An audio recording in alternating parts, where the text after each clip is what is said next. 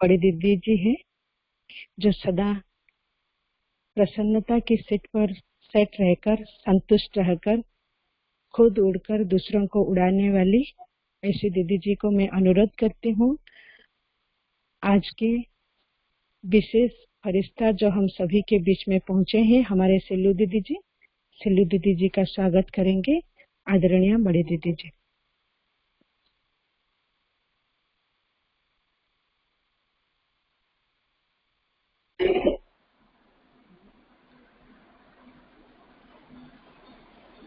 ओम शांति। आज नवरंगपुर सब जोन के सभी भाई बहनों का बड़ा ही परम सौभाग्य है कि हम सबके गहन में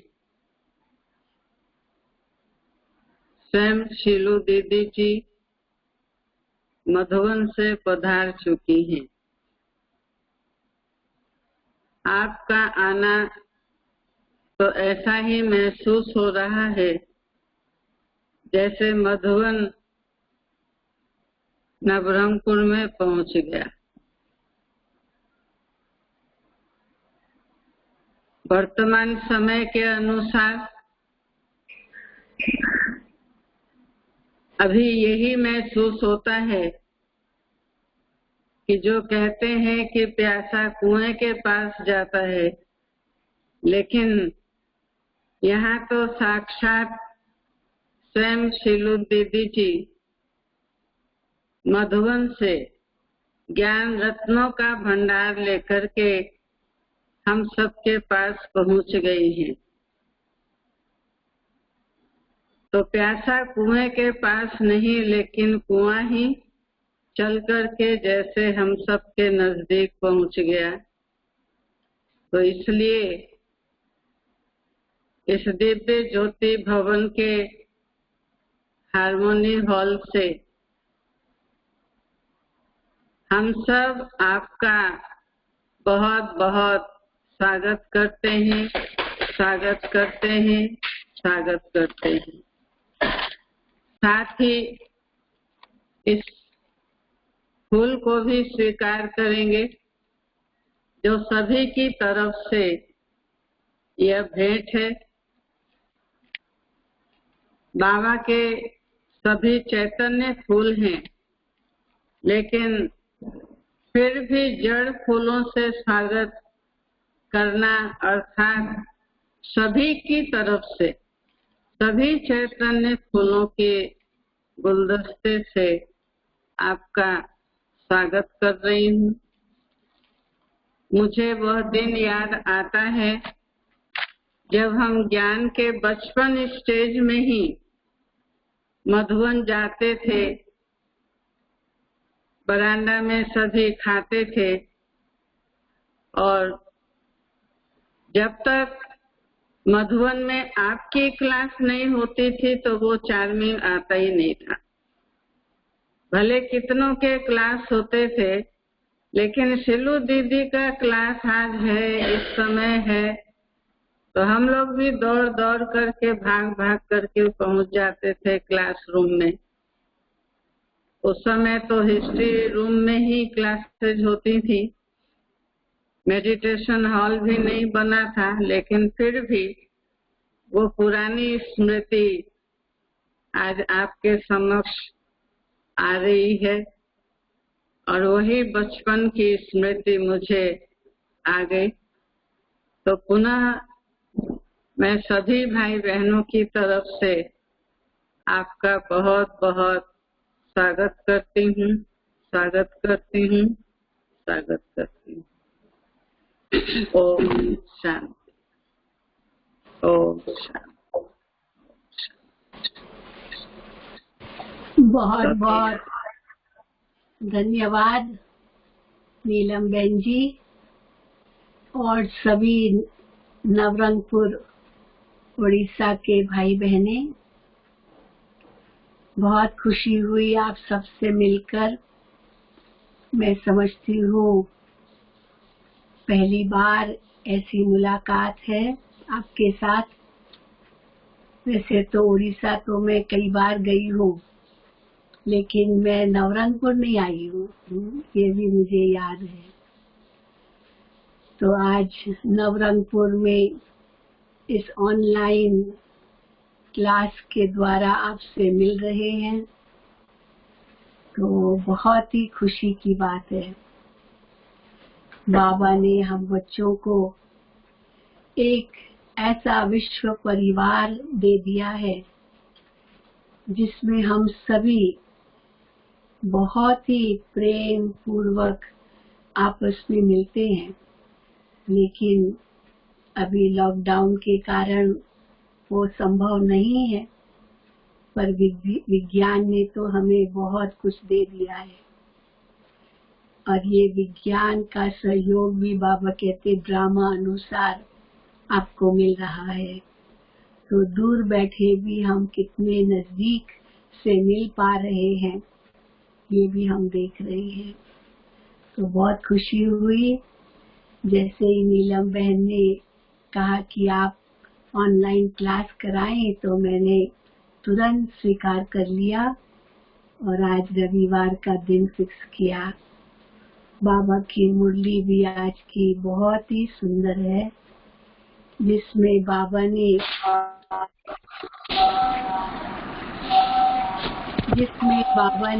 बच्चों को बहुत सुंदर टाइटल दिया है। हम बच्चे बेगमपुर के बादशाह हैं। क्यों बेगमपुर के बादशाह हैं? क्योंकि पवित्रता हमारे जीवन में है, और जहाँ पवित्रता है वही सुख और शांति है। पवित्रता तो जननी है सुख और शांति की। तो आज बाबा ने विशेष रूप से पवित्रता पर जोर दिया है, वो भी मनसा वाचा कर्मणा, तीनों प्रकार की पवित्रता जब होगी तब जीवन में सुख और शांति हम अनुभव कर सकेंगे। तो कैसे आए वो पवित्रता, कैसे सुख शांति का अनुभव करें, हिज होलीनेस हम कैसे बने? तो ऑटोमेटिकली होली बनने से हैप्पी तो बन ही जाएंगे। तो सुनेंगे बाबा के महावाक्य। आज 13/9/20 है और ये मुरली है 22/3/86 की।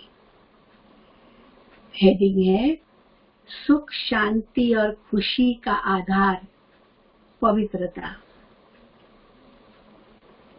आज बाप दादा अपने चारों ओर के सर्व होलीनेस और हैप्पीनेस बच्चों को देख रहे हैं। हम होली भी हैं और हैप्पी भी हैं, तो ऐसे होलीनेस और हैप्पीनेस बच्चों को देख रहे हैं। इतने बड़े संगठित रूप में ऐसे होली और हैप्पी दोनों विशेषता वाले इस सारे ड्रामा के अंदर और कोई इतनी बड़ी सभा व इतनी बड़ी संख्या में हो नहीं सकती। सतयुग में तो होंगे ही होलीनेस और हैप्पीनेस, लेकिन कितनी संख्या होगी? यहाँ तो बाबा के तो ढेर बच्चे हैं, और उस समय ओम शांति भवन में बाबा की मुरली चली तो पूरा हॉल ही जैसे भरा हुआ था। तो बाबा कहते ऐसे सारे ड्रामा के अंदर और कोई इतनी बड़ी सभा व इतनी बड़ी संख्या में हो ही नहीं सकती। आजकल किसी को वल हाईनेस या होलीनेस का टाइटल देते भी हैं, लेकिन प्रत्यक्ष प्रमाण में देखो तो वो पवित्रता महानता दिखाई नहीं देती है। कहेंगे इस होलीनेस, लेकिन वो पवित्रता वो महानता दिखाई नहीं देती। बाप दादा देख रहे थे इतनी महान पवित्र आत्माओं का संगठन कहाँ हो सकता है जो यहाँ बाबा देख रहे हैं। हर एक बच्चे के अंदर यह दृढ़ संकल्प है कि न सिर्फ कर्म से लेकिन मन वाणी कर्म तीनों से पवित्र बनना ही है।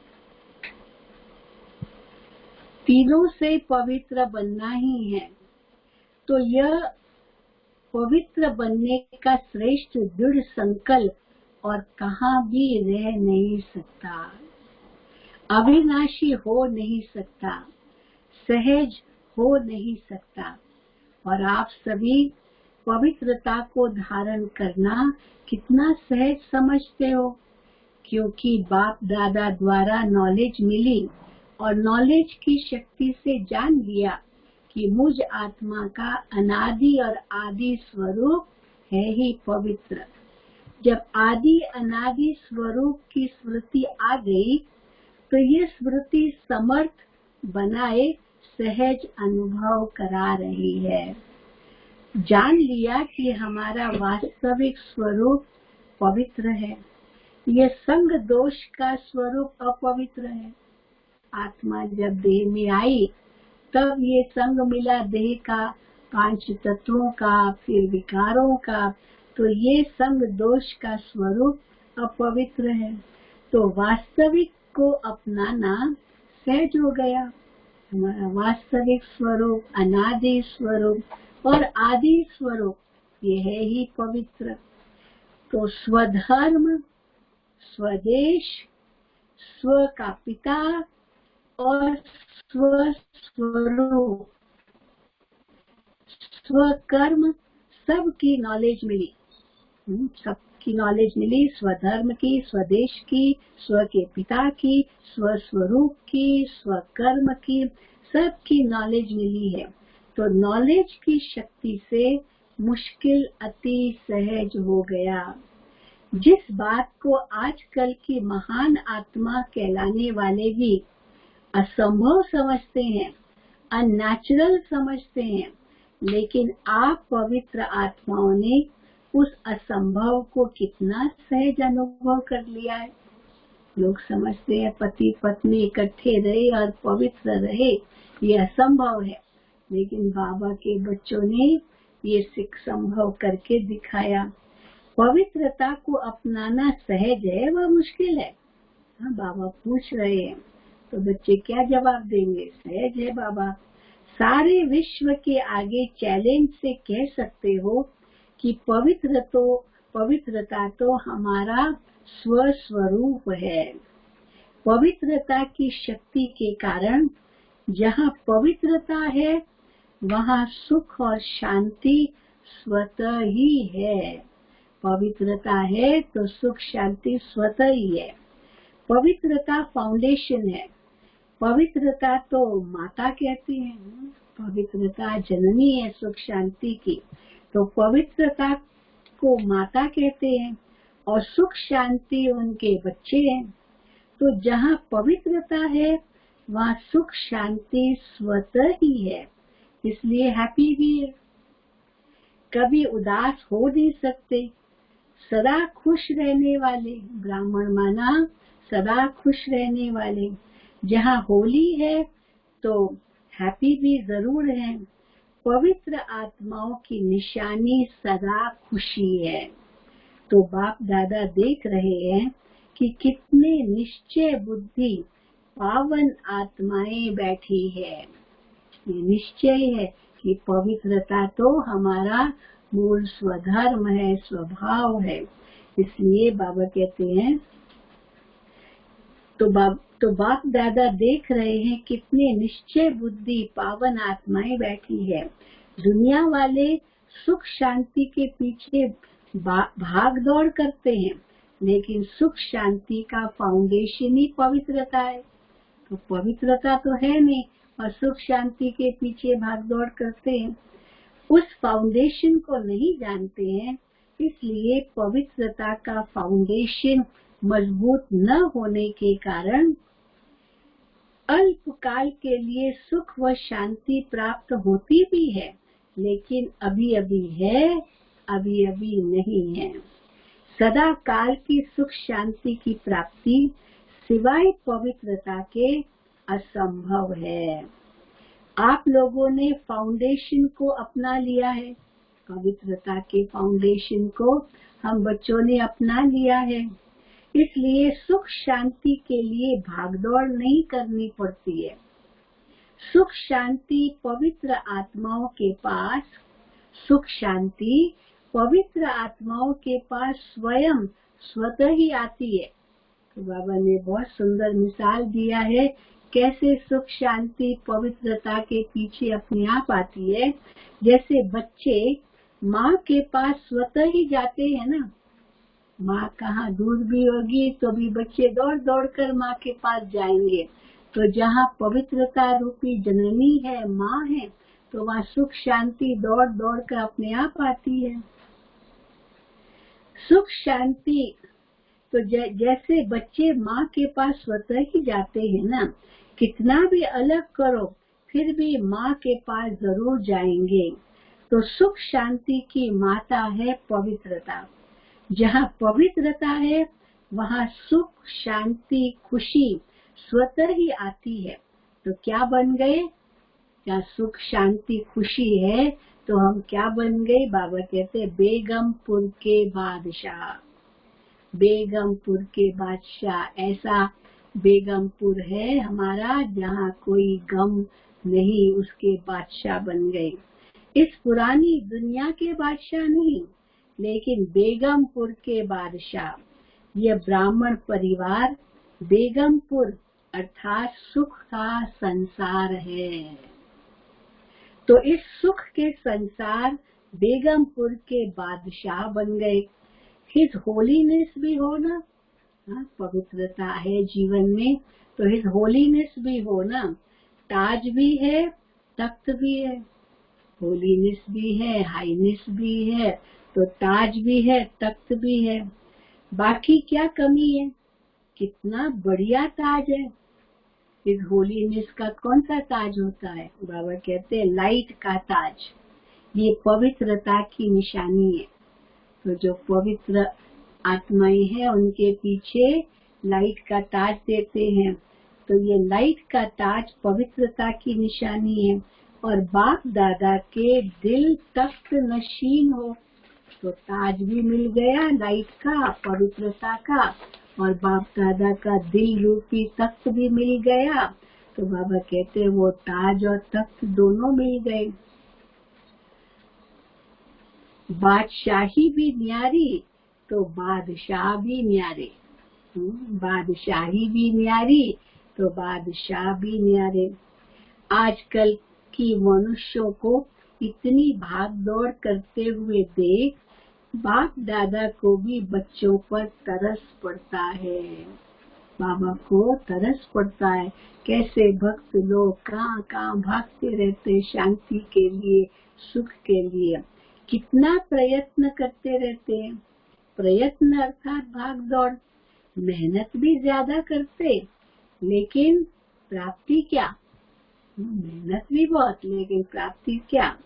सुख भी होगा तो सुख के साथ कोई न कोई दुख भी मिला हुआ होगा। और कुछ नहीं तो अल्पकाल के सुख के साथ चिंता और भय, ये दो चीजें तो है ही है। चिंता और भय तो है ही है। तो जहाँ चिंता है वहाँ चैन नहीं हो सकता। जहाँ भय है वहाँ शांति नहीं हो सकती। तो सुख के साथ ये दुख अशांति के कारण है ही है। और आप सबको दुख का कारण और निवारण मिल गया। अभी आप समस्याओं को समाधान करने वाले समाधान स्वरूप बन गए हो ना। समस्याएं आप लोगों से खेलने के लिए खिलौने बनकर आती है। समस्या नहीं है, बाबा कहते ये तूफान नहीं है, ये तोहफा है। और बाबा कहते ये समस्याएं नहीं है, ये खिलौने हैं। ये खिलौने खेलने के लिए बनकर आती है, खेल करने के लिए आती है, न कि डराने के लिए। घबराने वाले तो नहीं हो ना। जहाँ सर्व शक्तियों का खजाना जन्म सिद्ध अधिकार हो गया तो बाकी कमी क्या है? सब शक्तियाँ हमारा जन्म सिद्ध अधिकार है। तो बाबा कहते हैं कमी क्या रह गई, भरपूर हो ना। मास्टर सर्वशक्तिवान के आगे समस्या कोई नहीं। हाथी के पांव के नीचे अगर चींटी आ जाए तो दिखाई देगी। हाथी के पांव के नीचे हाथी का पैर कितना बड़ा, चींटी कितनी, वो पांव के नीचे आएगी तो पता भी नहीं चलेगा। तो बाबा कहते हैं हाथी के पांव के नीचे अगर चींटी आ जाए तो दिखाई देगी। तो ये समस्याएं भी आप महारथियों के आगे चींटी समान है। खेल समझने से खुशी रहती, कितनी भी बड़ी बात छोटी हो जाती है। जैसे आजकल बच्चों को कौन से खेल कराते हैं,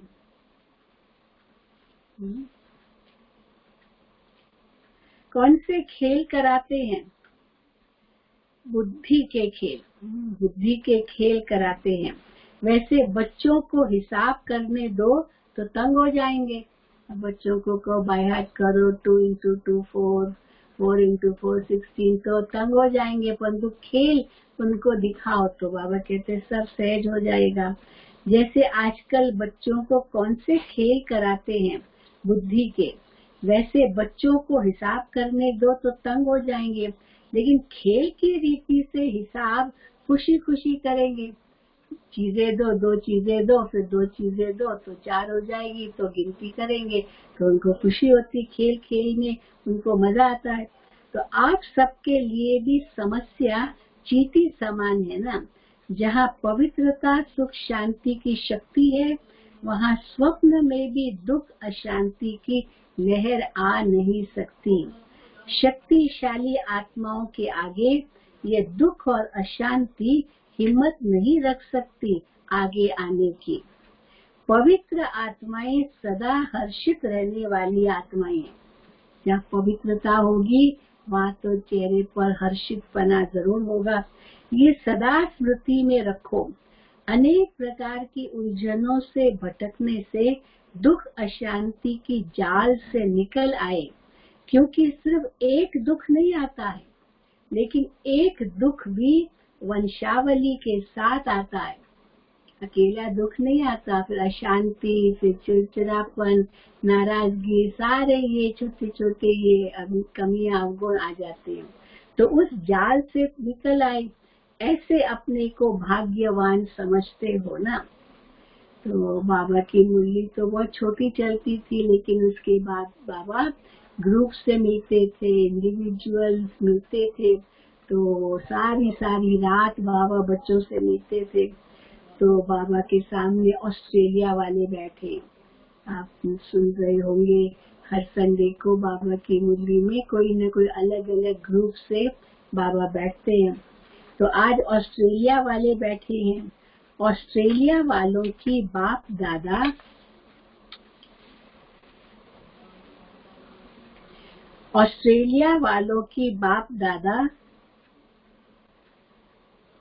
आज ऑस्ट्रेलिया वाले बैठे हैं। ऑस्ट्रेलिया वालों की बाप दादा सदा ही तपस्या और महादानीपन की विशेषता वर्णन करते हैं। हाँ, ऑस्ट्रेलिया वाले महादानी हैं। सदा सेवा के लगन की तपस्या अनेक आत्माओं को और आप तपस्वी आत्माओं को फल दे रही है। सदा सेवा के लगन की तपस्या अनेक आत्माओं को और आप तपस्वी आत्माओं को फल दे रही है।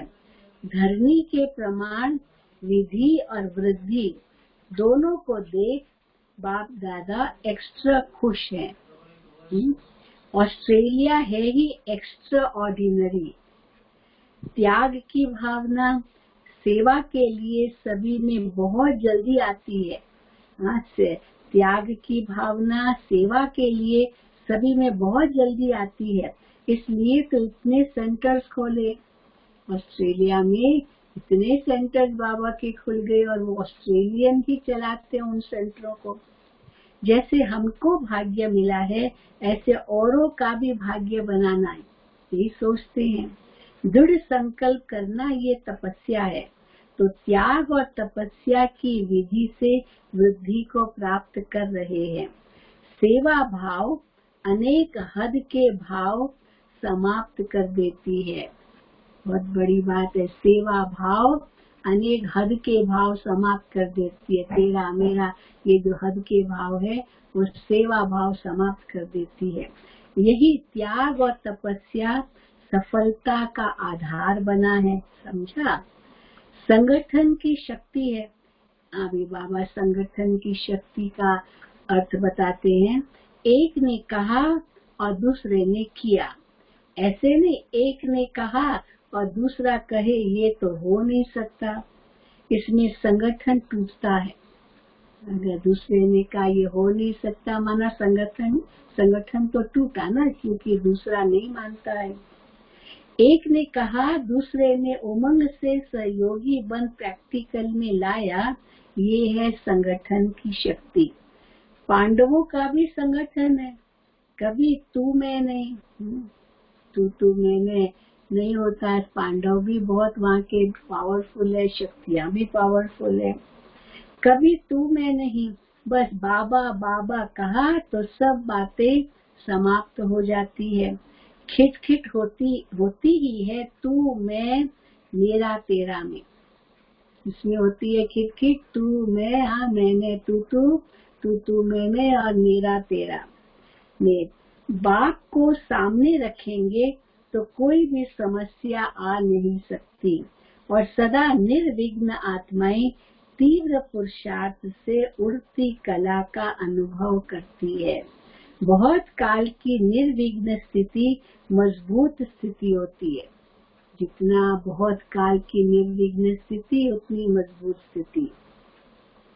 बार बार विघ्नों के वश जो होते हैं उनों का फाउंडेशन कच्चा हो जाता है और बहुत काल की निर्विघ्न आत्माएं फाउंडेशन पक्का होने के कारण स्वयं भी शक्तिशाली तो दूसरों को भी शक्तिशाली बनाती है।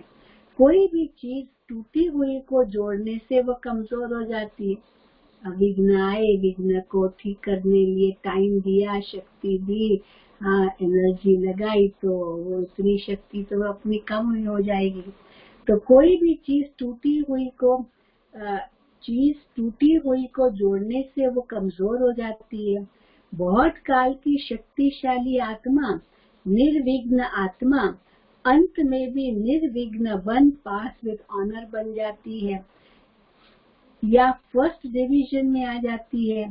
तो सदा यही लक्ष्य रखो कि बहुत काल की निर्विघ्न स्थिति का अनुभव अवश्य करना है।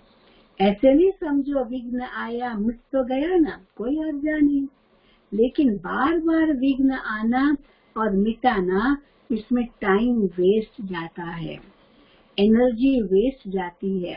वो टाइम और एनर्जी सेवा में लगाओ तो एक का पदम जमा हो जाएगा।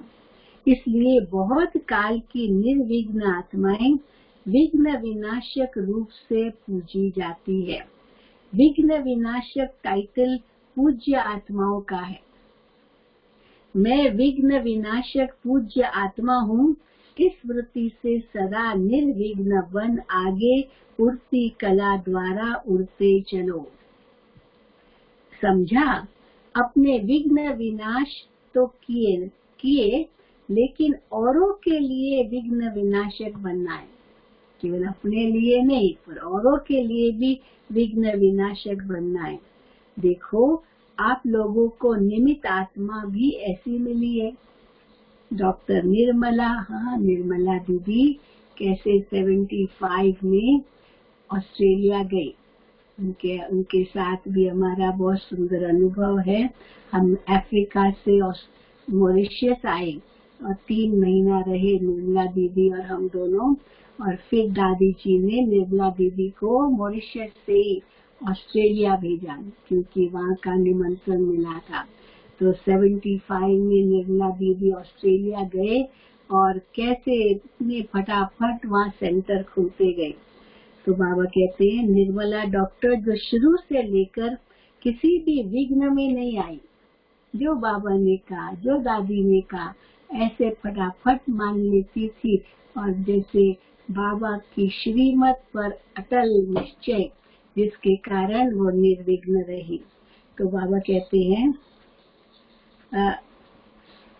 लेकिन किसी भी विघ्न में नहीं आई, सदा न्यारी और प्यारी रही है।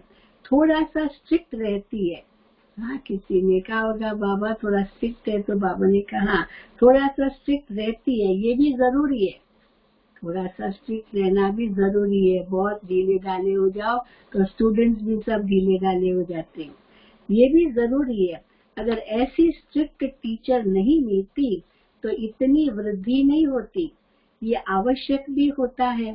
जैसे कड़वी दवाई बीमारी के लिए जरूरी होती है ना, तो ड्रामा अनुसार निमित्त आत्माओं का भी संग तो लगता ही है।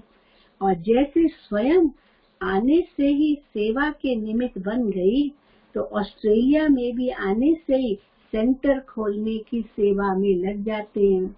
ये त्याग की भावना का वाइब्रेशन सारी ऑस्ट्रेलिया और जो भी संपर्क वाले स्थान हैं उनमें उसी रूप से वृद्धि हो रही है। बिरला दीदी खुद भी त्याग, तपस्या, सेवा की मूर्ति है, तो उनके कारण, उनके संग से सब भाई बहनें वहाँ ऐसे ही बनी है। तो बाबा कहते हैं ये त्याग की भावना का वाइब्रेशन सारी ऑस्ट्रेलिया और जो भी संपर्क वाले स्थान है उसमें उसी रूप से वृद्धि हो रही है। तपस्या और त्याग जिसमें है वही श्रेष्ठ आत्मा है। तीव्र पुरुषार्थी तो सभी आत्माएं हैं, लेकिन पुरुषार्थी होते हुए भी विशेषताएं अपना प्रभाव जरूर डालती है। संपन्न तो अभी सब बन रहे हो ना, संपन्न बन गए, ये सर्टिफिकेट किसको भी मिला नहीं है कि अभी हम संपन्न संपूर्ण बन गए, अभी तक नहीं मिला ये सर्टिफिकेट, लेकिन संपन्नता के समीप पहुंच गए हैं। इसमें नंबरवार है, कोई बहुत समीप पहुंचे हैं, कोई नंबरवार आगे पीछे हैं। ऑस्ट्रेलिया वाले लकी है, त्याग का बीज भाग्य प्राप्त करा रहा है। शक्ति सेना भी बाप दादा को अति प्रिय है, क्योंकि हिम्मत वाली है। जहाँ हिम्मत है वहाँ बाप दादा की मदद सदा ही साथ है। सदा संतुष्ट रहने वाले हो ना, संतुष्टता सफलता का आधार है। संतुष्टता सफलता का आधार है। आप सब संतुष्ट आत्माएं हो तो सफलता आपका जन्म सिद्ध अधिकार है। समझा? तो ऑस्ट्रेलिया वाले नियरेस्ट और डियरेस्ट है, इसलिए एक्स्ट्रा हुज्जत है। बाप दादा की भी एक्स्ट्रा हुज्जत माना अधिकार है जैसे। अच्छा, अभी ये बहुत सुंदर जो चुने हुए महावाक्य हैं अव्यक्त मूल्यों से प्रश्न उत्तर के रूप में सुनेंगे। प्रश्न है, शक्ति सेना का नाम सारे विश्व में कब बाला होगा? शक्ति सेना का नाम सारे विश्व में कब बाला होगा? बाबा उत्तर देते हैं, जब संगठित रूप में एक रस स्थिति व एक शुद्ध संकल्प में स्थित होने का अभ्यास होगा। संगठन में किसी एक का भी दूसरा कोई संकल्प न हो। संगठन रूप में एक रस स्थिति व एक ही शुद्ध संकल्प में स्थित होने का अभ्यास होगा। संगठन में किसी एक का भी दूसरा कोई संकल्प न हो, एक ही संकल्प हो सब में, सब एक ही लगन, एक ही अशरीरी बनने के शुद्ध संकल्प में स्थित होने के अभ्यासी बने, तब सारे विश्व के अंदर शक्ति सेना का नाम वाला होगा। फिर दूसरा प्रश्न है, स्थूल सैनिक युद्ध के मैदान में विजयी किस आधार पर होते हैं? स्थूल सैनिक युद्ध के मैदान में विजयी किस आधार पर होते हैं? आपके विजय का नगाड़ा कब बजेगा? उत्तर, स्थूल सैनिक जब युद्ध के मैदान में जाते हैं तो एक ही ऑर्डर से चारों ओर अपनी गोली चलाना शुरू कर देते हैं। एक ऑर्डर मिला और उनकी बंदूकें तो तैयारी होती है, तैनाती होती है, और ऑर्डर मिला और एक साथ बंदूक चलाना शुरू कर देते हैं। एक ही समय एक ही ऑर्डर से चारों ओर घेराव डालते हैं, तब विजयी बनते हैं। ऐसे ही रूहानी सेना संगठित रूप में एक ही इशारे से और एक ही सेकंड में सभी एक रस स्थिति में स्थित हो जाएंगे, तब बाबा कहते हैं विजय का नगाड़ा बजेगा। आगे प्रश्न है, बाप के किस ऑर्डर को प्रैक्टिकल में लाने के लिए एवर रेडी बनो तो यह कलयुगी पर्वत उठ जाएगा। बाबा जो कहे उसमें एवर रेडी बनो, तो कौन सा ऑर्डर है जो प्रैक्टिकल में लाया तो एवर रेडी बन गए तो कलयुगी पर्वत उठ जाएगा। उत्तर है, बाप यही ऑर्डर करेंगे कि एक सेकंड में सभी एक रस स्थिति में स्थित हो जाओ। एक सेकंड में सब एक रस स्थिति में स्थित हो जाओ।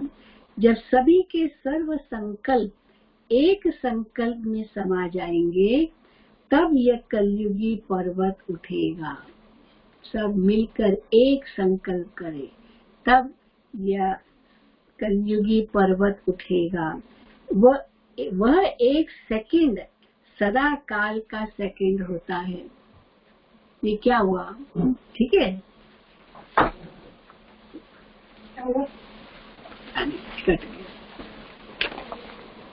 कट गया है ना? चलो नहीं सुनाई दे रहा है ना? हाँ मैं सुन रही हूँ। ठीक, तो बाबा कहते हैं वो एक सेकंड सदा काल का सेकंड होता है। ऐसे नहीं कि एक सेकंड स्थित हो फिर नीचे आ जाओ, सदा काल के लिए रहे, खाली एक सेकंड के लिए नहीं, सदा काल का वो एक सेकंड स्थित हो। ऐसे नहीं एक सेकंड स्थित हो फिर नीचे आ जाओ। तो ये जब हो तब बाबा कहते हैं ये कलयुगी पर्वत उठ जाएगा। फिर प्रश्न है, हर एक ब्राह्मण बच्चे की जवाबदारी कौन सी है? हर एक ब्राह्मण बच्चे की जवाबदारी कौन सी है?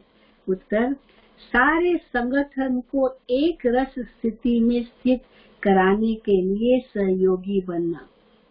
सारे संगठन को एक रस स्थिति में स्थित कराने के लिए सहयोगी बनना, ये हर एक ब्राह्मण की जवाबदारी है। जैसे अज्ञानी आत्माओं को ज्ञान की रोशनी देने के लिए सदैव शुभ भावना व कल्याण की भावना रखते हुए प्रयत्न करते रहते हो, ऐसे ही अपने इस दैवी संगठन को भी एक रस स्थिति में स्थित करने व संगठन की शक्ति को बढ़ाने के लिए एक दूसरे के प्रति भिन्न भिन्न रूप से प्रयत्न करो।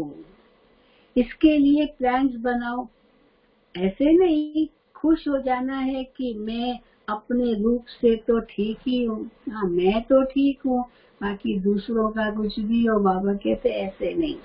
तो क्या प्लान बनाओ कि अपने दैवी संगठन को भी एक रस स्थिति में स्थित करने व संगठन की शक्ति को बढ़ाने के लिए एक दो के प्रति भिन्न भिन्न रूप से प्रयत्न करो। इसके प्लान बनाओ। ऐसे नहीं खुश हो जाना कि मैं अपने रूप में तो ठीक ही हूँ, ऐसे नहीं। फिर और प्रश्न, परमात्म ज्ञान की विशेषता क्या है? ये परमात्म ज्ञान है, उसकी विशेषता क्या है? उत्तर, संगठन की शक्ति ही इस परमात्म ज्ञान की विशेषता है। कई कहते हैं हमारे पास भी ज्ञान है, लेकिन ईश्वरीय ज्ञान परमात्म ज्ञान की विशेषता है, ये संगठन की शक्ति। इस ब्राह्मण संगठन की विशेषता देवता रूप में प्रैक्टिकल एक धर्म एक राज्य एक मत के रूप में चलती है। अभी संगठन की शक्ति और यही भविष्य में देवता रूप में प्रैक्टिकल एक धर्म एक राज्य एक मत के रूप में चलती है। आगे प्रश्न, किस एक बात का संपूर्ण परिवर्तन ही संपूर्णता को समीप लाएगा?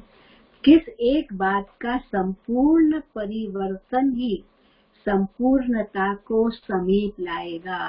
तो कौन सी बात का संपूर्ण परिवर्तन चाहिए?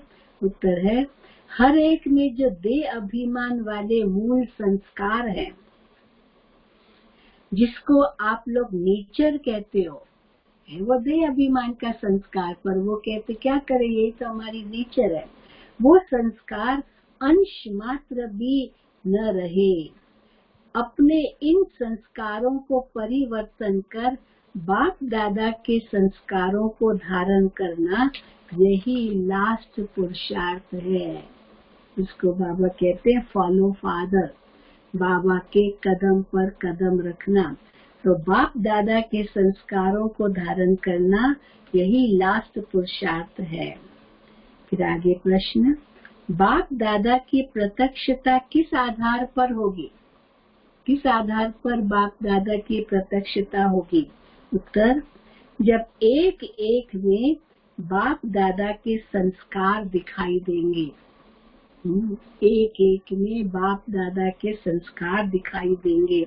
बाप दादा के संस्कारों को कॉपी कर उनके समान बनो तो समय और शक्तियां बच जाएगी और सारे विश्व में बाप दादा को सहज प्रत्यक्ष कर सकेंगे। भक्ति मार्ग में तो सिर्फ कहावत है कि जिधर देखते हैं उधर तू ही तू है, लेकिन यहाँ प्रैक्टिकल में जहाँ देखें, जिसको देखें, वहाँ बाप दादा के संस्कार ही दिखाई दे। इसको कहेंगे जहाँ देखते हैं वहाँ तू ही तू है। वरदान, रोब के अंश का भी त्याग करने वाले स्वमानधारी पुण्य आत्मा भव। रोब के अंश का भी त्याग करने वाले स्वमानधारी पुण्य आत्मा भव। हाँ, क्रोध तो बहुत बड़ी चीज है, उसका अंश है रोब। तो बाबा कहते हैं उस रोब के अंश का भी त्याग करने वाले स्वमानधारी पुण्य आत्मा भव। स्वमानधारी बच्चे सभी को मान देने वाले दाता होते हैं। दाता अर्थात रहम दिल। उनमें कभी किसी भी आत्मा के प्रति संकल्प मात्र भी रोब नहीं रहता। ये ऐसा क्यों, ऐसा नहीं करना चाहिए, ये होना नहीं चाहिए, ज्ञान ये कहता है क्या? हाँ, ये भी सूक्ष्म रोब का अंश है। लेकिन स्वमानधारी पुण्य आत्माएं गिरे हुए को उठाएंगी, सहयोगी बनाएंगी। वो कभी ये संकल्प ही नहीं कर सकती, ये तो अपने कर्मों का फल भोग रहे हैं। हाँ, जिसको रोब होगा वो यही कहेगा, हाँ ये तो अपने कर्मों का फल भोग रहा है, भोगने दो। तो ये रोब का ही स्वरूप है, रहम दिल तो हुआ नहीं। तो बाबा कहते हैं ये तो अपने कर्मों का फल भोग रहे हैं, करेंगे तो जरूर पाएंगे, इन्हें गिरना ही चाहिए। हाँ, ऐसे संकल्प, ऐसे बोल, ये रोब के बोल है सब। ऐसे संकल्प 8 बच्चों के नहीं हो सकते। ये भी बड़ी लिस्ट बन सकती है। कोई कहते मुझे गुस्सा तो नहीं आता है, परंतु ये भी गुस्से का ही तो अंश है, रोब के रूप में दिखाना। स्लोगन, संतुष्टता और प्रसन्नता की विशेषता ही उड़ती कला का अनुभव कराती है। संतुष्टता और प्रसन्नता की विशेषता ही उड़ती कला का अनुभव कराती है। अच्छा, ओम शांति, ओम शांति, ओम शांति। बाबा का बहुत सुंदर बाबा के महावाक्य हम सब ने सुने, तो जरूर हम इसे अपने जीवन में धारण करेंगे, क्योंकि ये संगम युग बाबा कहते हैं इसमें तुम्हारा हीरे तुल्य जन्म है। तुम डायरेक्ट भगवान की पालना में पल रहे हो।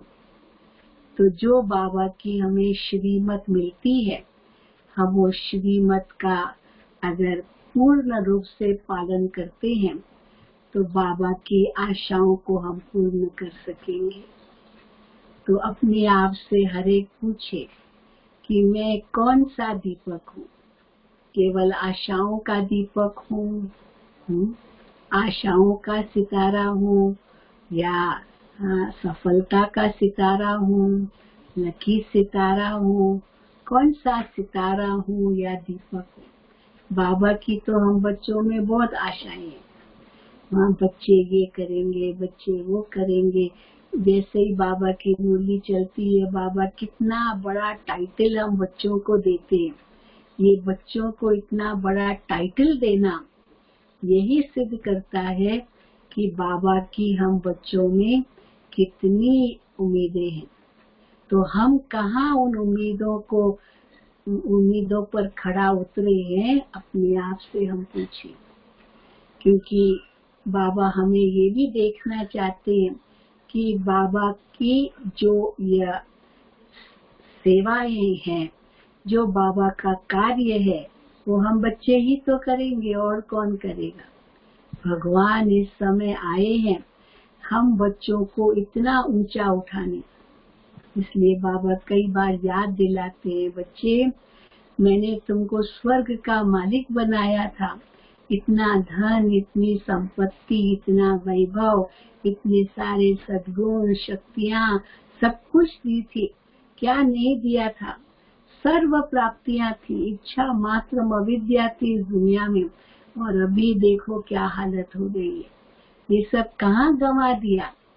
तो फिर बाबा के बच्चे कहते हैं, बाबा आपकी भक्ति में गंवा दिया। पूजा पाठ, मंदिर बनाना, ये सब करते करते करते और विकारों में फंसते फंसते दुखी होते गए, कंगाल होते गए, और आज देखो क्या हालत हो गई है दुनिया की। तो फिर बाबा कहते हैं, चलो ये भी ड्रामा, ये भी एक खेल है। इस खेल में प्रश्न तो नहीं पूछना होता ये क्यों हुआ।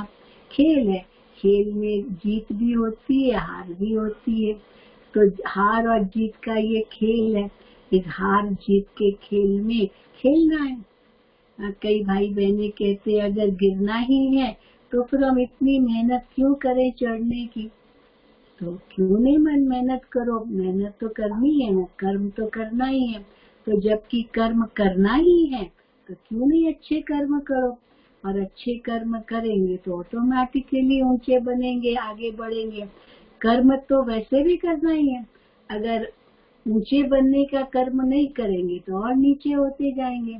नीचे तो वैसे ही हो गए हैं, बाबा कहते हैं। तो अभी वो समय है फिर से ऊंचा होने का। और फिर अगर गिरेंगे भी तो भी एक खेल है। अगर कोई खिलाड़ी कहे मैं तो खेलूंगा नहीं क्योंकि मैं हार जाऊंगा, तो उसको खिलाड़ी थोड़ी कहेंगे। एक स्पोर्ट्समैन होता है, वो ये थोड़ी सोचता है कि मैं हार जाऊंगा। वो तो जीतने के लिए खेलता है। पर अगर हार गया तो कोई बात नहीं, फिर खेलेंगे, इसमें क्या है।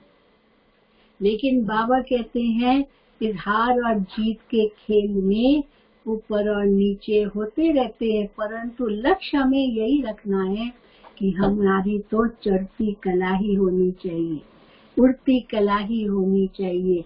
तो कैसे होगी उड़ती कला। उड़ती कला के लिए हमें डबल लाइट रहना पड़ेगा। हर बात में डबल लाइट। अब इसने ये कहा, उसने वो कहा, ये हुआ, ये हुआ, ये हुआ। कई लोगों के अंदर में ना सदा शिकायत ही रहती है।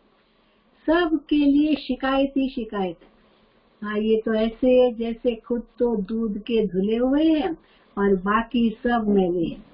लेकिन अगर औरों के लिए केवल शिकायत ही शिकायत है तो इसका मतलब खुद में भी कोई न कोई खोट है जरूर। क्योंकि किसका गुण तो उनको दिखाई नहीं देता है, हर एक के प्रति शिकायत है। और फिर यहाँ तक कहेंगे क्या बताऊं। बात तो छोटी सी होगी लेकिन इतना बड़ा चढ़ा करके बताते भी रहेंगे और अपने मन को भी दुखी करेंगे, दूसरों के मन को भी दुखी करेंगे और वो बात बार बार रिपीट करेंगे। बाबा कहते हैं ये है व्यर्थ सोचना, व्यर्थ बोलना, व्यर्थ करना। तो व्यर्थ को तो अभी खत्म ही करना है। भल बाबा कहते हैं विकारों का जो मोटा मोटा रूप है वो तो नहीं है। हाँ, दुनिया में तो मोटा मोटा रूप ही कितना है। काम, क्रोध, लोभ, मोह, अहंकार कितना है दुनिया में, बात मत पूछो। हर एक के पास जमा है, भरपूर मात्रा में है। काम वासना भी इतनी काम वासना तो बूढ़ों से भी डर लगता है। हाँ, कोई कहे ये बूढ़ा है ना, इसमें थोड़ी काम वासना होगी, लेकिन दुनिया की हालत तो देखो, बूढ़े भी कोई काम वासना से कम नहीं है। इसलिए कहावत है ना, आप भय बूढ़े तृष्णा भई जवान। तो बूढ़ा तो शरीर होता है, लेकिन अंदर की तृष्णाएं तो जवान होती जा रही है। तो इसीलिए बाबा कहते हैं इसको एक जड़ से खत्म करो। कैसे जड़ से खत्म कर सकेंगे? जब हम देही अभिमानी बनेंगे। देह अभिमानी सभी विकारों की जड़ है। देह अभिमान से ही सारे विकार पनपते हैं। तो हम जैसे देही अभिमानी बनते जाते हैं तो ये मोटे मोटे विकार तो खत्म हो जाते हैं। चलो, काम वासना तो नहीं है, पवित्र रह रहे हैं, पर फिर बाबा कहते मनसा में भी न हो। पहले बाबा कहते थे साकार मूल्यों में आता है कि बच्चे अगर मनसा में आए तो कोई बात नहीं, वाचा कर्मणा में मत लाओ, क्योंकि उससे विकर्म बनेगा। लेकिन बाबा तो अव्यक्त मूल्यों में यहाँ तक कहते हैं मनसा में भी नहीं आना चाहिए। मनसा में भी नहीं आना चाहिए। मनसा तो क्या, स्वप्न में भी नहीं आना चाहिए। चलो, मनसा तो फिर भी हमारे हाथ में, हम क्या सोच रहे हैं हम उस पर ध्यान दे सकते हैं कि ये नहीं सोचना है। लेकिन स्वप्न तो हमारे वश में नहीं है। वो स्वप्न तो जो अंदर के संस्कार है ना, वो इमर्ज करते हैं। स्वप्न ऐसे ही नहीं आते हैं, वो अंदर छिपे हुए वो संस्कार, वो स्वप्न के रूप में इमर्ज होते हैं। भले हम बाहर से कितना भी दबाने की कोशिश करें, वो स्वप्न तो बिल्कुल उस समय तो उनको फ्रीडम है। तो बाबा कहते हैं स्वप्न में भी नहीं आए ऐसे कोई भी अशुद्ध विचार, अशुद्ध संस्कार, तब कहेंगे कि हाँ, हमने विकार को जीता है। और बाबा कहते अगर कर्म में आया तो जैसे 5वें मंजिल से गिरा, और 5वें मंजिल से गिरा तो हड्डी हड्डी टूट जाएगी। फिर भले जोड़ भी देंगे, चलो पश्चाताप भी करेंगे, माफी भी मांगेंगे, हाँ भूले हुई, चलो माफ कर भी दिया, लेकिन हड्डी तो टूटी ना, और वहां से बार बार ही फिर ठोकर लगती है, फिर बार बार वही चीज टूटती है। तो इसीलिए बाबा हम बच्चों को कहते हैं कि बच्चे, काम विकार को जीतना माना ये सच्ची विजय प्राप्त करना। जो दुनिया असंभव समझती है वो बाबा के बच्चे संभव समझते हैं, और इसी में ही तुम बच्चों की जीत होनी है। तुम बच्चे उसी में ही सफलता प्राप्त करोगे। तो इसीलिए बाबा हम बच्चों को बार बार ध्यान खिंचवाते हैं। चलो, काम को तो जीता, पर फिर क्रोध आता है। क्रोध भी कोई कम नहीं है। आज बाबा ने वरदान में कहा ना, चलो क्रोध नहीं आएगा, बहुत बुरा भला नहीं कहेंगे, गालियां वालियां नहीं देंगे, जोर जोर से नहीं चिल्लाएंगे, लेकिन रोग तो रहता है ना। मैं जो कह रहा हूँ ये क्यों नहीं हो रहा है, मैंने जो कहा ये क्यों नहीं किया, ये ऐसे क्या कर रहे हो, तो न जाने क्या क्या मुख से शब्द भी निकल आते। चलो अभी हो तो गया, अभी क्या कर सकते हैं। तो इसीलिए रोब आना ये भी क्रोध का अंश है। फिर नाराज होना ये भी एक सूक्ष्म अंश है क्रोध का। रंज होना, कल बाबा ने कहा रंज होते, नाराज हो जाते छोटी छोटी बात पर। चलो कुछ बोलेंगे नहीं, क्रोध नहीं करेंगे, दिखाएंगे नहीं, परंतु रोब भी नहीं दिखाएंगे, परंतु एकदम नाराज हो जाते हैं। अब ये भी क्रोध का रूप है। तो बाबा कहते हैं वंश और अंश ये सब कुछ खत्म करना है। फिर लोभ भी बाबा कहते कम नहीं, कुछ भी देखा छिपा कर खाया, तो छिपा कर खाया ये कितना बड़ा लोभ है। फिर मोह भी कम नहीं, बाबा कहते जाल है ये, मकड़ी की जाल की तरह मोह में फंसते जाते। जैसे मकड़ी होती है अपने मुंह से जाल बुनती है और खुद ही उसमें फंसती है। भले वो कहते हैं कि भाई मकड़ी अपनी जाल क्यों बनाती है, कीड़ों को पकड़ने के लिए, तो कीड़े तो पकड़ लेती है, खा तो लेती है उन कीड़ों को जाल के अंदर, लेकिन उस जाल से निकल नहीं सकती है जब तक वो जाल वापस अपने मुंह के अंदर न डाले, तब तक उससे निकल नहीं सकेगी क्योंकि फंसती जाती है। तो हम भी कैसे फंसते जाते हैं मुंह के जाल में, जिसको बाबा कहते हैं मैं और मेरा। तो जहाँ मेरा मेरा आया वहाँ तो फंसे, मैं मेरा फिर तू तेरा, तेरा मेरा, इन सब बातों में फंसे तो विघ्न बनते जाएंगे। तो बाबा कहते तुम्हें तो विघ्न विनाशक बनना है, तो जहाँ मेरा है वहाँ तेरा कर दो, बस बहुत सहज है। तेरा मेरा कुछ नहीं है बाबा, ये सब तेरा है। बाबा कहते मुझे दे दो बोझ, क्यों तुम उठा रहे हो बोझ? हाँ, मेरा का तभी बोझ उठा रहे, मेरा कहना ही ये बोझ उठाना है। मुझे अच्छी तरह याद है, एक मैं मिसाल देती हूँ, एक माता थी तो बहुत दुखी रहती थी, अपने बच्चे से बहुत दुखी रहती थी, क्योंकि बहुत मान्यताएं मानी तो तभी तो बच्चा हुआ, लेकिन बच्चे को बहुत लाड प्यार से तो पाला, सब उसकी इच्छाएं पूरी करती थी, जो मांगे उसको देती थी, बहुत मोह था, बहुत मोह था।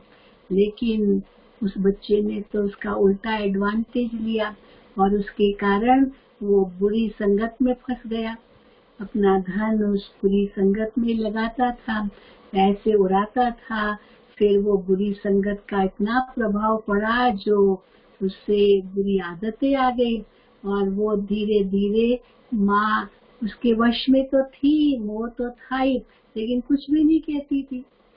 पिता अगर कुछ कहता तो माँ उसको रोकती, नहीं नहीं नहीं, बच्चा है बच्चा है बच्चा है, और उसकी आदत तो बहुत बुरी हो गई और धीरे धीरे कहाँ जाता है कुछ माँ को बताई नहीं, बहुत मानो ऐसी स्थिति उनकी हो गई। तो रोज रोज झगड़ा हो, वो बच्चा तो बिगड़ गया था। अब क्या हुआ, तो माँ भी बहुत दुखी होती थी, परेशान होती थी, चिंतित होती थी। तो एक दिन उसको किसी ने कहा कि आप है ना मेडिटेशन सीखो, ब्रह्मा कुमारियों के पास जाओ, आपको वो मेडिटेशन सिखाएंगे और आपको शांति मिलेगी। तो उसको माउंट आबू भेजा, यहाँ पर शिविर करने के लिए आई थी। तो जब माउंट आबू में आई और उनसे मैं मिली तो उसने अपनी सारी दास्तान बता दी कि क्या करूं बहन जी, मैं बहुत दुखी हूँ, बहुत दुखी हूँ। तो मुझे कहा मेडिटेशन करो, कैसे आप मेडिटेशन होगा, ये प्रॉब्लम है मुझे।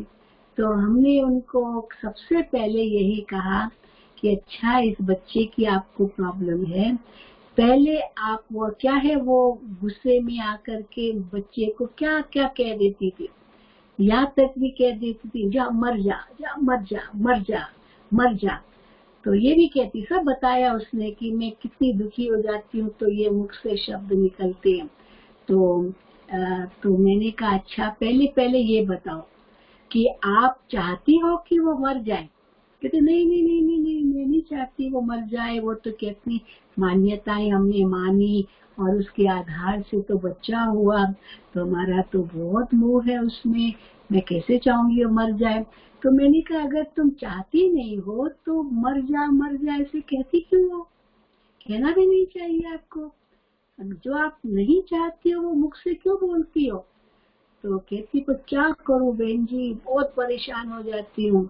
तो मैंने कहा देखो, मैं आपको जो बात कहूँ आप उसको मानोगी, अगर आप मानोगी तो मैं कहूँ, फिर भले मेडिटेशन सीखो, पर ऐसे मेडिटेशन आप नहीं सीख पाएंगी जब तक ये बातें बुद्धि से नहीं हटाएंगे। तो कहा बहन जी क्या करना होगा? तो मैंने कहा सबसे पहले मर जा ये शब्द बोलो मत, चुप, जब भी ऐसे आए ना मुख से, मुख पर तुरंत रोक दो अपने आप को। मुख तो आपका है, ये थोड़ी है कि निकल गया मुख से, मुख तो आपका है, आप मालिक हो, ये पहले समझो और बोलना नहीं है मर जा। कहती है ठीक है बहन जी, मैं आज से ये नहीं बोलूंगी। अच्छा फिर क्या करना है? फिर मैंने कहा कि उस समय आप ये सोच सकती हो कि ये बच्चा तो भगवान का है, ये मेरा नहीं है। देखो आप कह रही हो ना कि मैंने कितनी मान्यताएं मानी, भगवान के लिए के प्रति कितना मैंने पूजा पाठ किया, तब ये बच्चा हुआ। तो ये बच्चा तो भगवान ने दिया है। अब ये बच्चा आपके लिए अमानत है। अब जो चीज किसी ने आपको दी तो वो तो आपके पास अमानत हुई ना, आपकी तो नहीं हुई ना। तो ये बच्चा मेरा है ऐसे ऐसे मत कहो, ये भगवान का बच्चा है, ये भगवान का बच्चा है, ऐसे सोच सकती हो ये भगवान का बच्चा है। तो कहती है ही तो भगवान का, ये मेरा क्या है, ऐसे तो सब समझते ऐसे, तो है तो भगवान का। मैंने कहा नहीं, अगर मेरा मेरा मेरा तो कहती है ना, मेरा बेटा, तो आप कैसे समझती हो भगवान का है। तो मैंने कहा आज से ये भी कहना छोड़ दो, मेरा बेटा। पहले तो मर जा छोड़ो, फिर मेरा बेटा ये छोड़ो। ये भगवान का बच्चा है, ये भगवान का बच्चा है। ये दूसरी बात। तीसरी बात, उसमें कोई न कोई गुण देखो, उसमें कोई गुण है तो क्या गुण है बहन जी, पर एक गुण जरूर है, वो सच बताता है, छिपाता नहीं है, सच बताता है। जो भी करेगा वो सच बताता है। लेकिन जिद्दी बहुत है, अड़ियल बहुत है, गुस्सा बहुत है, आदि, पर सच जरूर बताता है, छिपाता नहीं है। मैंने कहा कितना बड़ा गुण है। आजकल तो कहाँ ये गुण है, बच्चों में भी कितना छिपाते हैं, झूठ ही झूठ है, सच तो उनके मुख पर है ही नहीं।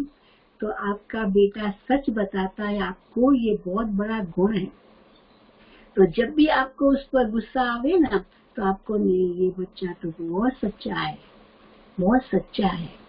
तो ये आपके अंदर जो गुस्सा उस समय आएगा ना, वो कम हो जाएगा। तो पहली बात, मर जा मत कहो। दूसरी बात, ये भगवान का है ये सोचो। और तीसरी बात कि ये इसके अंदर सच्चाई का गुण है, ये इसकी विशेषता है। और चौथी बात, उसको ये जो प्रॉब्लम है ये परमात्मा को सौंप दो। देखो भक्ति मार्ग में तो गाते हैं ना, अब सौंप दिया इस जीवन का भार तुम्हारे हाथों में, हार तुम्हारे हाथ में, जीत भी तुम्हारे हाथ में। तो ये समस्या आप अपने सिर पर मत रखो, ये भगवान को दे दो। भगवान कहते हैं आप अपना बोझ मुझे दे दो। तो ये जो आपको बोझ लग रहा है उनको दे दो, तो देखो आपकी समस्या हल हो जाएगी। और सचमुच आप देखना कैसे ये बच्चा बदल जाएगा। तो वापस जब गई, थोड़ा मेडिटेशन तो सिखाया ही, तो कैसे शांत रहना है, कैसे अपने बोल पर कंट्रोल करना है, कैसे संकल्पों में परिवर्तन लाना है, धीरे धीरे करती रही। और उसके बाद मैंने इसको कहा 6 मास के बाद आप इनकी रिजल्ट मुझे लिखना। तो 6 मास के बाद उसने रिजल्ट लिखी। बहन जी मेरा बेटा तो बदल गया, एकदम बदल गया। तो मैंने कहा अच्छा कैसे बदल गया। कहती पता नहीं, ये तो जादू हो गया। तो मैंने कहा अच्छा अब आप उसको माउंट आबू ले आओ। तो वो माउंट आबू में ले आई। तो मैंने उस बच्चे से पूछा, करीब 20-22 साल का था, ज्यादा तो बड़ा नहीं था। तो मैंने उनसे पूछा आप कैसे बदल गए। तो बहुत वंडरफुल जवाब दिया उसने कहा मेरी माँ बदल गई ना, मेरी माँ बदल गई तो मैं भी बदल गया। अब बताओ, सारा कारण उसकी माँ थी। माँ ने ये कहना बंद किया मर जा। माँ ने अंदर में सोचा ये भगवान का है। माँ ने उसका पॉजिटिव गुण देखा। माँ ने बोझ भगवान को दे दिया। तो बस वो बदल गई तो बच्चा भी बदल गया। और वो तो यही सोच कहता था, जब माँ कहती थी मर जा तो मैं कहता था मैं और करूँगा। हाँ ऐसे कहती है, कहने दो, मैं तो और करूँगा, तो और जिद्दी हो गया और डीठ हो गया। तो इसीलिए बाबा हमेशा कहते हैं स्व परिवर्तन से विश्व परिवर्तन। आप बदल जाओ तो दुनिया बदल जाएगी। आप में अगर परिवर्तन नहीं आया, आप सोचो दूसरे बदले, कैसे बदलेंगे। आपने ही नहीं अपने में परिवर्तन लाया तो वो तो नहीं बदलेंगे। तो इसीलिए बाबा हमेशा कहते हैं पहले खुद को बदलो। हम दूसरों को भी तो यही कहते हैं ना कि ईश्वरीय विश्वविद्यालय का यही नारा है, स्व परिवर्तन से विश्व परिवर्तन। तो स्व को बदलना है। हमेशा अपने आप को देखो, दूसरों पर उंगली उठाते हो लेकिन 3 उंगली तो हमारे तरफ है, तो हमको तो 3 गुना बदलना होगा। तो क्या क्या परिवर्तन लाना है वो भी अपने अंदर देखना है। एक तरफ तो बाबा कहते हैं परिवर्तन लाना है, दूसरे तरफ बाबा कहते हैं जो व्यर्थ मन में चलता है उसको समाप्त करो, ब्रेक लगाओ, व्यर्थ को आने मत दो। ये व्यर्थ क्यों आता है, ये भी अभिमान की निशानी है। व्यर्थ के भी क्या प्रश्न मन में उठे, ये क्यों कर रहा है, कैसे कर रहा है, ये कब तक होगा, क्या होगा क्या होगा, न जाने कितना सोच लेते हैं, इतना सोच लेते हैं व्यर्थ। और देखो जब बात होती है तो कुछ भी नहीं। ना कहते ना खोदा पहाड़ निकला चूहा और वो भी मरा हुआ। इतनी चिंता करते हैं जो बात मत पूछो। तो बात हुई नहीं है, पहले से चिंता करनी हम शुरू कर देते। अभी भी देखो कोरोना काल चल रहा है, जानते हैं कि इकोनॉमी भी डाउन जा रही है, ये सब हो रहा है, ये हो रहा है, लेकिन बाबा ने हमें ज्ञान तो दिया है ना कि ये सब होना ही है, पहले से ही बता दिया है। ऐसा नहीं कि कोई नई बात है, ये बाबा ने बता दिया है, ये बच्चे ये सब होना है, ये कलयुग अंत की निशानियां है। ये तो विनाश कैसे होगा, ये बेहद का वैराग्य कैसे आएगा, नहीं तो आएगा नहीं ना। इतना मोह फंसा हुआ, इतना अटैचमेंट है, न जाने क्या क्या दुनिया में ये भरपूर है, विकारों की भरपूरता है, ये कैसे आएगा, हर एक में आएगा तभी तो विनाश होगा। जैसे आज बाबा ने कहा सबका एक संकल्प, तो अभी तो सब कई समझ हम तो स्वर्ग में बैठे हैं, हम तो ये है, हमारे पास तो बहुत धन है, ये है, न जाने क्या क्या सोच रहे हैं। पर बाबा कहते कोई भी स्वर्ग में नहीं है, सब नरक में, सब भटक रहे हैं, सब दुखी है, अपने आप को नहीं जानते, ईश्वर को नहीं जानते, क्या स्वर्ग में होंगे। स्वर्ग में चलो परमात्मा का ज्ञान नहीं है, प्रार्थना का तो ज्ञान है ना, यहाँ तो कुछ भी नहीं है, तो क्या स्वर्ग में होंगे। और स्वर्ग माना सुख शांति, उसका आधार तो पवित्रता है, पवित्रता नहीं है तो कहाँ सुख शांति है। तो जब बाबा ने हमें इतनी ऊंची बातें बताई है तो उस आधार से हम अपने व्यर्थ को अवश्य समाप्त कर सकते हैं। जब भी कोई ऐसे व्यर्थ सोच आए ना मन में, तुरंत अपने आप को सावधान कर दो, नहीं ये मुझे नहीं सोचना है, ये मुझे नहीं सोचना है, क्योंकि इस मन में आएगा तो मुख पर भी आ जाएगा एक दिन। अगर मन में ही हमने उसको नष्ट कर दिया, खत्म कर दिया, तो मुख पर तो कभी नहीं आएगा, इसीलिए नहीं। और अगर चलो कोई बात हो भी गई ना, तो उसके ऊपर भी बार बार सोचने की जरूरत नहीं। बाबा कहते बिंदु लगा दो, फुल स्टॉप लगा दो, 3 बिंदु लगा दो बस। मैं आत्मा बिंदु, बाबा बिंदु, ड्रामा बिंदु। ये ड्रामा में नून थी, चलो कल्प के बाद फिर होगा, देख लेंगे, कल्प पहले भी हुआ था तो हो गया। और ड्रामा का इतना पक्का, हाँ बाबा कहते हैं जो पट्टा है उस पर खड़े रहना है, ड्रामा के पट्टे पर खड़े रहेंगे तब ये जीवन गाड़ी भी सही चलेगी। कैसे ड्रामा के पट्टे पर रहना है, पहले तो जो कुछ भी ड्रामा में होता है ये नया नहीं है, बस तो नया ही नहीं है, पहले कई बार हुआ है, भगवान ने हमको ये ज्ञान दे दिया, तो फिर आश्चर्य भी हम नहीं खाएंगे। कोई भी बात होगी तो आश्चर्य थोड़ी खाएंगे, क्योंकि नया तो है नहीं ना, पहले भी हुआ है, तो आश्चर्य खाना खत्म हो जाएगा। अभी हम लोग कितनी बातों में आश्चर्य खाते, अच्छा ऐसे हुआ क्या, अरे ये तो अच्छा नहीं हुआ, ये तो बहुत बुरा हुआ, आश्चर्य खाते रहते। बाबा कहते आश्चर्य खाने की जरूरत ही नहीं है, क्योंकि कुछ भी नया नहीं है। फिर बाबा कहते हैं जो कुछ भी होता है सब कल्याणकारी है, इसमें भी कोई कल्याण है, कोई राज है जो हम इस समय शायद नहीं जानते, लेकिन इससे अवश्य कोई कल्याण ही निकलेगा। इसीलिए जो भी दृश्य संगम पर हो रहे हैं, कलयुगी दुनिया में भी हो रहे हैं या वर्तमान समय में हो रहे हैं, इन सब में कोई कल्याण भरा हुआ है। तो क्या कल्याण भरा हुआ है वो सोचो, क्योंकि हर बार हमें सोचने के लिए दो पहलू होते हैं। जैसे सिक्के के दो पहलू है ना, तो सोच में भी दो पहलू है। हम इसके लिए अच्छा सोचे या बुरा सोचे, क्योंकि जब तक पता नहीं है तब तक हम बुरा भी क्यों सोचे। हाँ, जैसे मिसाल बाबा देते हैं, बच्चा है स्कूल से अभी आया नहीं, लेट आया, अभी तक पहुंचा नहीं है। कोई व्यक्ति है अभी तक आया नहीं, क्यों नहीं आया, क्या हुआ, एक्सीडेंट तो नहीं हो गया, मर तो नहीं गया, ये तो नहीं हुआ, ये विघ्न तो नहीं आया।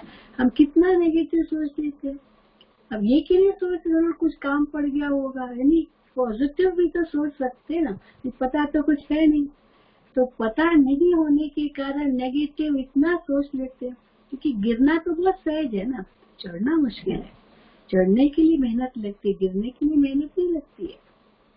तो नकारात्मक सोचने के लिए कोई मेहनत नहीं है, लेकिन सकारात्मक सोचने के लिए मेहनत है। इसलिए बाबा कहते हैं बस उसको ये सोचो, इसमें भी कोई कल्याण है, कुछ न कुछ राज भरा हुआ है।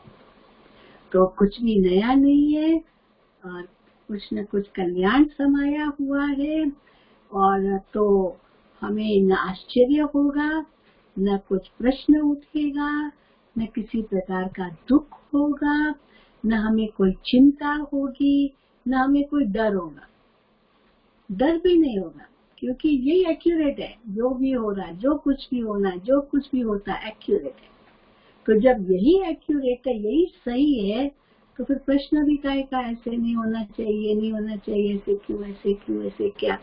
तो न प्रश्न होगा, न आश्चर्य होगा, न डर होगा, न चिंता होगी, और न ही किसी प्रकार का हमें संकोच भी होगा, क्या होगा, कैसे होगा, वो भी कुछ नहीं। तो चिंता भी नहीं करनी है, क्योंकि सब कल्याणकारी है। पर ड्रामा की ढाल बाबा ने हमको इतनी पक्की की है। परंतु जैसे बाबा मुर्गियों में कहते, ड्रामा को उल्टा भी नहीं चलाना है। उल्टा कैसे चलाते, अच्छा ठीक है, जो ड्रामा में होगा वो तो होगा, लेकिन नहीं, उसमें पुरुषार्थ पहले, क्योंकि पुरुषार्थ से ही प्रारब्ध बनती है। बिना पुरुषार्थ के प्रारब्ध नहीं बनेगी, ये भी ड्रामा में नोंद है। तो हम क्यों सोचे कि अगर सफलता नहीं मिलनी है तो मैं पुरुषार्थ ही क्यों करूं। हम अपने तरफ से पुरुषार्थ करें, फिर ड्रामा पर छोड़ दें। ड्रामा को कार्य से पहले नहीं सोचो, कार्य के बाद सोचो। जब बाद में सोचेंगे, ड्रामा सोचेंगे, तो हमको, हमारी बुद्धि को कोई स्टॉप लग जाएगा।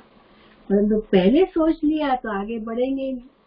अभी हमने स्टार्ट ही नहीं की गाड़ी और हम सोचे गाड़ी आगे जाए, कैसे होगी। गाड़ी को स्टार्ट तो करना पड़ेगा ना, इंजन तो चालू करनी पड़ेगी ना। अच्छा, कोई कहे कि मैं क्यों करूं, अगर नहीं मिलना है तो, अच्छा मत करो, बैठ जाओ। बैठ भी तो नहीं सकते, कुछ तो करना ही है। तो जबकि कुछ करना ही है तो क्यों न अच्छा करे। जबकि सोचना ही है तो क्यों न अच्छा सोचे। जबकि बोलना ही है तो क्यों न अच्छा बोले।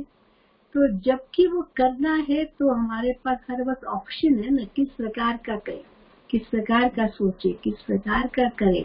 इसलिए बाबा कहते हैं हर कदम पर तुम्हारे अंदर परख शक्ति हो, निर्णय शक्ति हो। उस परख शक्ति, निर्णय शक्ति से आगे बढ़ो। अभी सहन करना है, समाना है, सहयोग देना है, समेटना है, ये सब ऐसे ऐसे मन में सोच हो तो ऑटोमेटिकली मन शांत हो जाएगा। तो बिंदु बन जाओ, बिंदु को याद करो और बिंदु लगाओ, क्योंकि अभी इसकी आवश्यकता है। नहीं तो हमारा समय, श्वास, संकल्प शक्ति बहुत व्यर्थ जा रही है। ये जीवन, संगम युगी जीवन, जो कीमती जीवन है, इसको हम कब सफल कर पाएंगे। फिर तो पश्चाताप ही होगा। इसीलिए हमें बहुत अपने आप को संभालना है। दूसरे क्या कर रहे उनमें नहीं पड़ना है। वो करेंगे, जो करेगा वो तो पाएगा ना। हाँ, भले हमें कहना नहीं है कि जो करेगा वो पाएगा, लेकिन हम जानते तो है ना, हम ऊपर रहम दिल तो बन सकते हैं। बाकी हर पता है कि जो करेगा वो पाएगा। मैं करूंगा तो मैं पाऊंगा। क्योंकि अभी बाबा कहते हैं समय बहुत कम है, तो इस कम समय में हमें बहुत आगे बढ़ना है। स्पीड को तो बढ़ाना पड़ेगा ना। कैसे बढ़ाएंगे स्पीड? जो बीच में बाबा कहते साइट सीन आते हैं उनको देखो नहीं। अगर वो देखने बैठ जाएंगे तो वहीं बैठ जाएंगे, फिर आगे कैसे मंजिल पर पहुंचेंगे? तो संपूर्ण बनना है, उसके लिए बाबा 3 शब्द भी बताते हैं। पहली बात है कि हाँ, जो हुआ अच्छा हुआ, जो हो रहा है अच्छा हो रहा है, जो होगा वो बहुत अच्छा होगा। हमें ज्यादा सोचना नहीं है, बस आगे बढ़ते रहना है। इसीलिए बाबा कहते हैं ये क्यों जरूरी है, क्योंकि सब कुछ अचानक होना है। ऐसे नहीं अच्छा विनाश की डेट बताओ, बाबा नहीं बताएंगे। एक दिन पहले भी नहीं बताएंगे, एक दिन क्या 1 घंटा पहले भी नहीं बताएंगे, परंतु अचानक होना है। तो अचानक की परीक्षा में हमें एवर रेडी रहना पड़ेगा, क्योंकि कभी भी हो जाए। तो हर वक्त हमें तैयार रहना होगा, पर हर वक्त तैयार रहने के लिए हर वक्त अभ्यास में रहना पड़ेगा, क्योंकि हर वक्त अभ्यास होगा तभी तो हर वक्त तैयार रहेंगे। तो बहुत काल का अभ्यास, एवर रेडी और अचानक, ये 3 शब्द कभी भूलना नहीं, क्योंकि बहुत काल का अभ्यास होगा तो एवर रेडी होंगे, और एवर रेडी होंगे तो अचानक के पेपर में पास हो जाएंगे। तो बाबा कहते वो 1 सेकंड का पेपर होगा। अशरीरी बन जाए एक बाबा दूसरा न कोई, कोई न दे याद आए, न देधारी याद आए, न कोई वस्तु याद आए, बस मैं और मेरा बाबा। ये अंतिम घड़ी में यही याद रहे तो पेपर में पास हुए।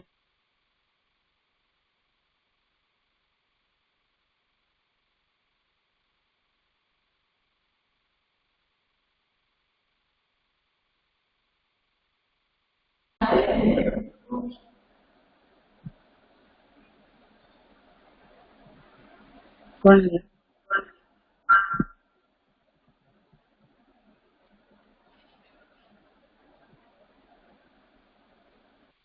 और क्लास विद ऑनर भी नहीं है जो छोड़ छाड़ करके जंगल में चले गए।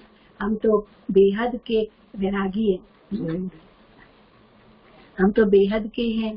तो इसीलिए बाबा हम बच्चों को बेहद का संन्यास सिखाते हैं, और इस बेहद के संन्यास में बाबा कहते हैं भूलो सब कुछ और बातें भूल जाओ, छोड़ो कुछ भी नहीं और फंसो भी कहीं नहीं।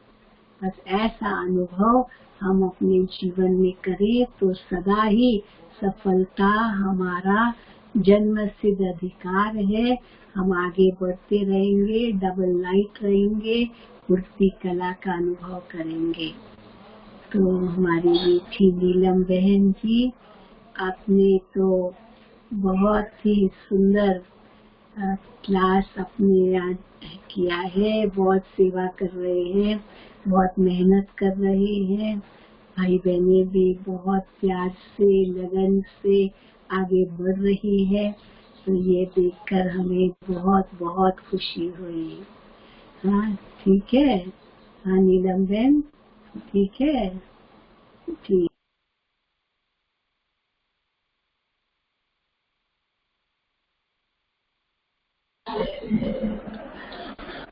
ओम शांति। आपको जी। बहुत बहुत थैंक्स।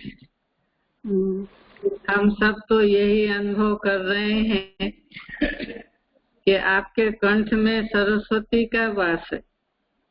और ये तो बाबा की इस तरह से ज्ञान की बहुत अच्छी अच्छी सुंदर सुंदर बातें निकलती रहती हैं, सरस्वती की वीणा बजती रहती है, और कर्ण को एवं मन को इतना सुमधुर लगता है जो सब उसी में मगन हो जाते हैं। लेकिन समय की सीमा के कारण आप छुट्टी ले रहे हैं लेकिन हम सबको तो इच्छा नहीं होती है आपको छुट्टी देने के लिए। ऐसा लगता है कि हम सारा दिन सुनते ही रहे। अगर भट्ठी होता तो और भी हमें सुनने को मिलता, लेकिन यह तो एक क्लास है। कभी अगर सुबह का और शाम का योग भट्ठी दीदी जी आपके द्वारा हो तो हम बहुत कृतार्थ होंगे और सभी को बहुत खुशी होगी।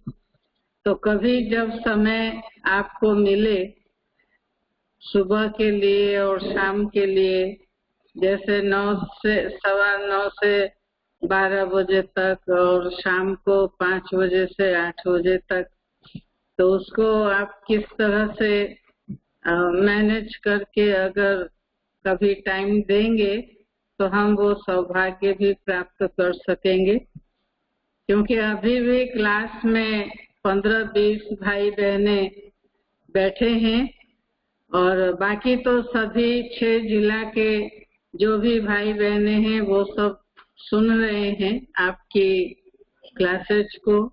आपने जो भी हमारे को ज्ञान रत्नों से बहुमूल्य ज्ञान रत्न जो हमें दिए हैं, तो उससे सभी ने अपने मन बुद्धि की झोली में भरपूर किया है और अपने आप को बहुत बहुत धन्य महसूस कर रहे हैं। तो इसलिए अभी के लिए तो बहुत बहुत थैंक्स देती ही हूँ, लेकिन एडवांस भी थैंक्स देती हूँ जब आप हमें भट्ठी के लिए कभी चांस देंगे तो बहुत अच्छा रहेगा। या जैसा भी आपको सुविधा हो, अगर सुबह के टाइम या शाम के टाइम अगर वैसा भी समय मिले, सहज हो सके, क्योंकि मधुबन के कारोबार तो बहुत अभी और भी बिजी हो गए हैं। सभी जगह क्लासेज वगैरह करानी पड़ती है, तो पहले से ज्यादा ही अभी ज्यादा बिजी ऐसा अनुभव होता है सभी भाई बहनों का। तो जब भी आपको सुविधा हो, सहज हो, तो आप बताने से हम ये कार्यक्रम रख सकेंगे और रविवार को ही रखने से ठीक रहेगा। तो आपने अपना यह जो बहुत बहुमूल्य समय दिया, तो उसके लिए मैं सभी भाई बहनों की तरफ से और अपने व्यक्तिगत रूप से भी आपको बहुत बहुत थैंक्स देती हूँ, बहुत बहुत धन्यवाद देती हूँ। और ऐसे ही लाभ हमें आगे भी देते रहे, तो उसके लिए बहुत बहुत शुक्रिया है, शुक्रिया है, शुक्रिया है। ओम शांति। बहुत अच्छा, जरूर कभी मौका मिलेगा तो जरूर करेंगे। अभी तो नहीं, अभी तो बहुत लाइन लगी हुई है। जी। तो इसीलिए आज तो सहज हो गया, परंतु फिर बताएंगे, अभी तो नहीं। ठीक है। सभी भाई बहनों को बहुत बहुत याद प्यार देना। हाँ, उनकी शक्ल तो दिखाओ, बहनों की शक्ल। बहनें कहाँ है? कौन कौन यहाँ? जी,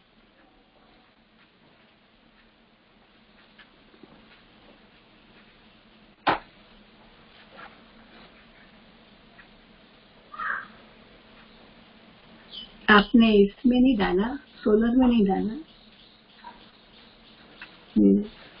कोई बात नहीं, सोलर में डालते। चेहरे दिखाई तो नहीं। अच्छा ये गड़बड़ बना के सोलर में नहीं देते, ये सोलर में है, ये तो होता ही चिपकता है।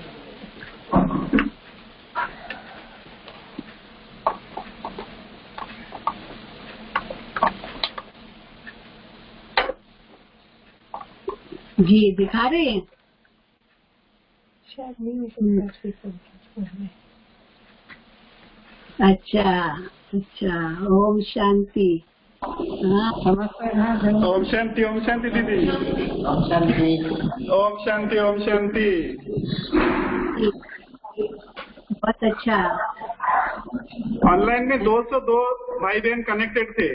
हम लोग क्लास में बैठे हैं, ऑनलाइन में 202 भाई बहन कनेक्टेड है और सुन रहे थे पूरा डायरेक्ट फ्री कॉल कॉन्फ्रेंस में कनेक्ट होके। अच्छा अच्छा, मोबाइल से कर रहे हैं? मोबाइल से चेहरा तो देखा। ये लैपटॉप में कर रहा हूँ। लैपटॉप से हो रहा है?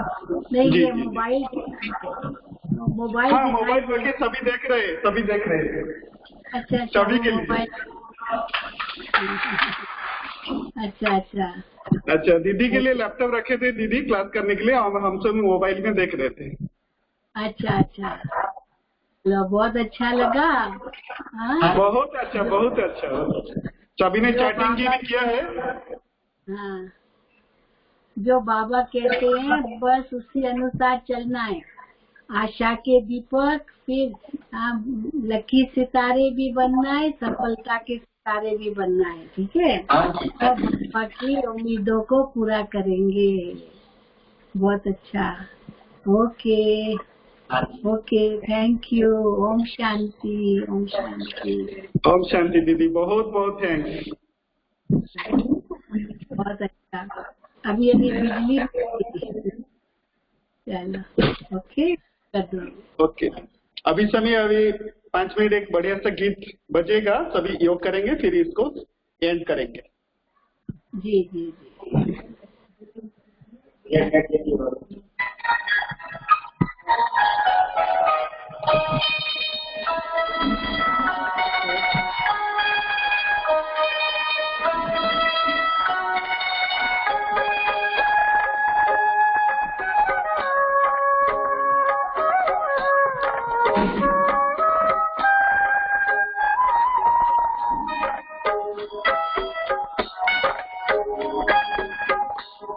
उड़ो अब बिंदु बनकर, देह अभिमान तज कर, उड़ चलो पार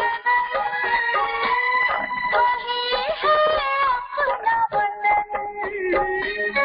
उड़ो अब बिंदु बनकर, देह अभिमान तज कर, उड़ चलो पार गगन, वही है अपना वतन। उड़ो अब बिंदु बनकर।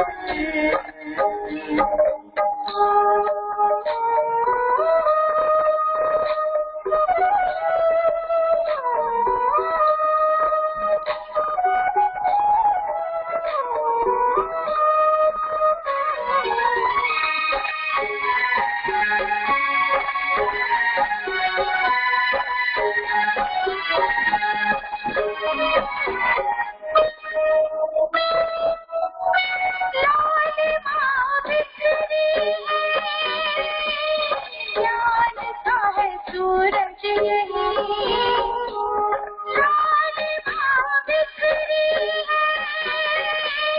जानता है, सूरज यही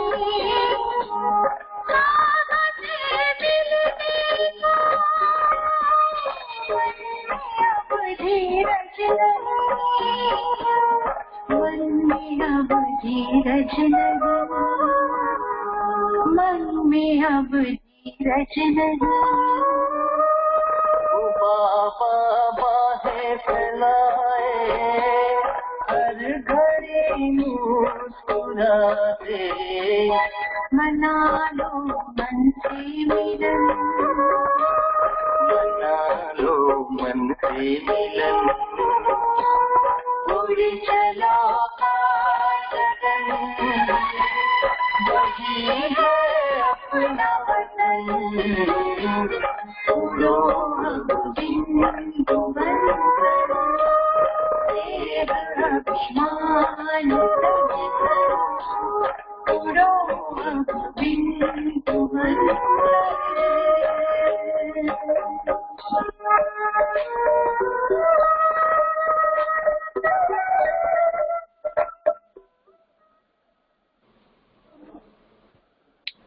ओके,